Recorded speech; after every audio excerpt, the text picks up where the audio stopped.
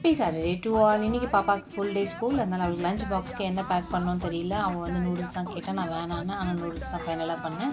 அவளுக்கு வந்து rice flat noodles இருந்தது வீட்டில், ஸோ அதை வந்து க்ரீமியாக கேட்டிருந்தாங்க. ஸோ ஃபஸ்ட்டு பாயில் பண்ணிவிட்டேன். பாயில் பண்ணி ஸ்ட்ரெயின் பண்ணி கோல்டு வாட்டர் ஆட் பண்ணி வச்சுட்டேன். ஸ்நாக்ஸ்க்கு சப்போட்டா கட் பண்ணி அவளுக்கு பாக்ஸில் போட்டு ஃப்ரிட்ஜில் வச்சுட்டேன். அப்புறம் பார்த்திங்கன்னா க்ரீமியாக கேட்டதுனால அவளுக்கு வந்து பட்டர் போட்டுட்டு அதில் கார்லிக் போட்டு ஆனியன் மேட் பாஸ்தா பவுடர் இருந்துச்சு, அதை போட்டுட்டு மில்க் கொஞ்சம் ஊற்றிட்டு நல்லா பாயில் பண்ணி கட்டியான பிறகு பாயில் பண்ணி வச்சுருந்த நூடுல்ஸை போட்டு க்ரீமியான பாஸ்தா ரெடி பண்ணியாச்சு. அவளுக்கு ஜூஸ் பார்த்திங்கன்னா குக்கும்பர் ஜூஸ் தான் போட்டு கொடுத்தேன். அவளுக்கு பிரேக்ஃபாஸ்ட் எதுவும் வேணான்னிட்டா. ஸோ இதெல்லாம் பேக் பண்ணி பாய்ச்சல் அனுப்பிச்சிட்டு எங்களுக்கு தோசை சட்னி அரைச்சிருந்தேன்.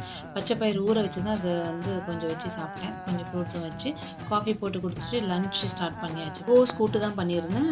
பாசிப்பருப்பு போட்டு கோஸ் கூட்டு, பச்சை பயிர் ஊற வச்சுருந்தது வந்து முளை கட்டுறதுக்காக துணியில் போட்டு கட்டி வச்சாச்சு. கோஸ் கூட்டு தாளிச்சிட்டு அப்புறம் கிரேவி பார்த்திங்கன்னா மொச்சக்கொட்டையும் பொட்டேட்டோ போட்டு கிரேவி தான் எங்கள் வீட்டில் மெனு.